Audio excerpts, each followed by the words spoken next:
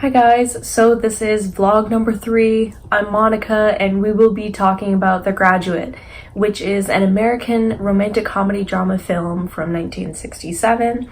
It was directed by the one and only Mike Nichols. This is the short version of his name because he has a really long German name. And he died in 2004, by the way. The movie was written by Buck Henry and Calder Willingham and based on the 1963 novel by Charles Webb.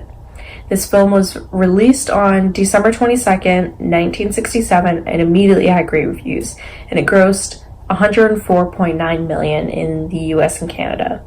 Through inflation, the figures actually show that it made $789 million and it ranked the 22nd highest ever grossing film in the US and Canada.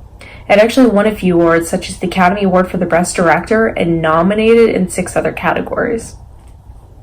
So we're going to talk about the summary a little bit. The film tells a story of a 21-year-old named Benjamin Braddock, who is played by Dustin Hoffman. He's a recent college graduate from Williams College and returns home to Pasadena, California, where his parents have a party for him. Benjamin is super uncomfortable and awkward with everyone asking about his future plans and tries to avoid anyone that says congrats to him. Mrs. Robinson, who is played by Anne Bancroft, was at the party, and she's the wife of his father's law partner. She insists that he drives her home, and then he is coerced into having a drink with her. Mrs. Robertson attempts to seduce him, and then he eventually gives in. Benjamin spends most of his summer on the pool and purposely tries to neglect even thinking of graduate school, and sees Mrs. Robertson at the hotel during nights, but then realizes they have nothing in common or they have nothing to talk about.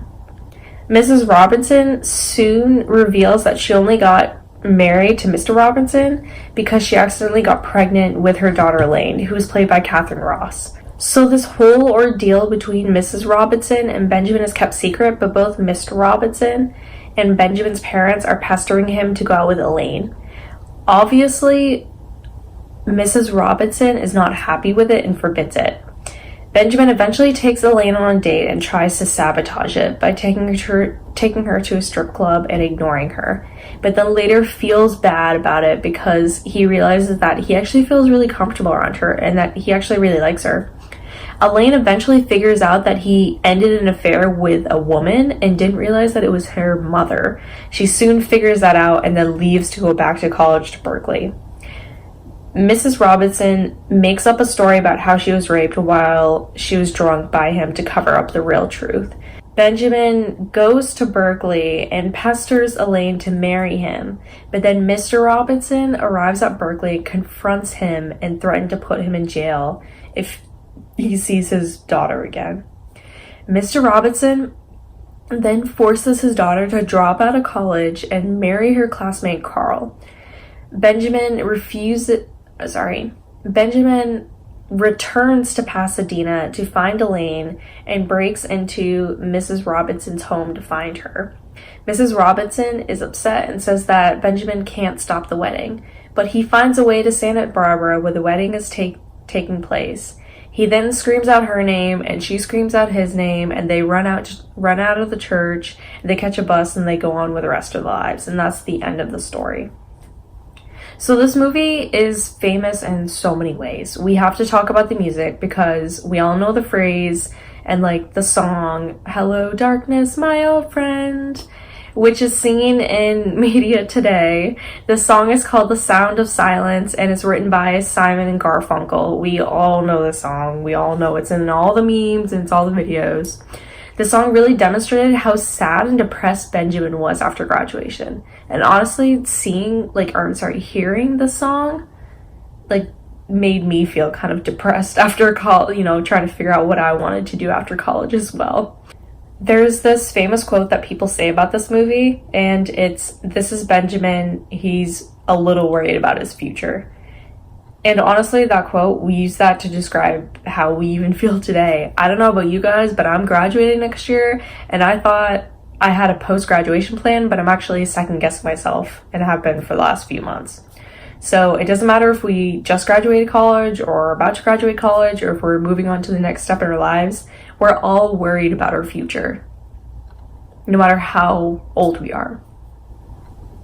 There is a theme of innocence and confusion in the youth, especially with Benjamin, who gets exploited and seduced and betrayed by the corrupt older generation. The older generation only thinks of material things, while Benjamin wants to find a meaning in his life other than sticking to the social norm. We really see the point of what the director Mike Nichols was trying to get the audience to understand, and that was that the young generation is aimless and unalive, and would become approached to the middle class life and work in a sterile corporate environment. The same year that this movie came out was when Bonnie and Clyde came out, which was another popular film for the college-age generation.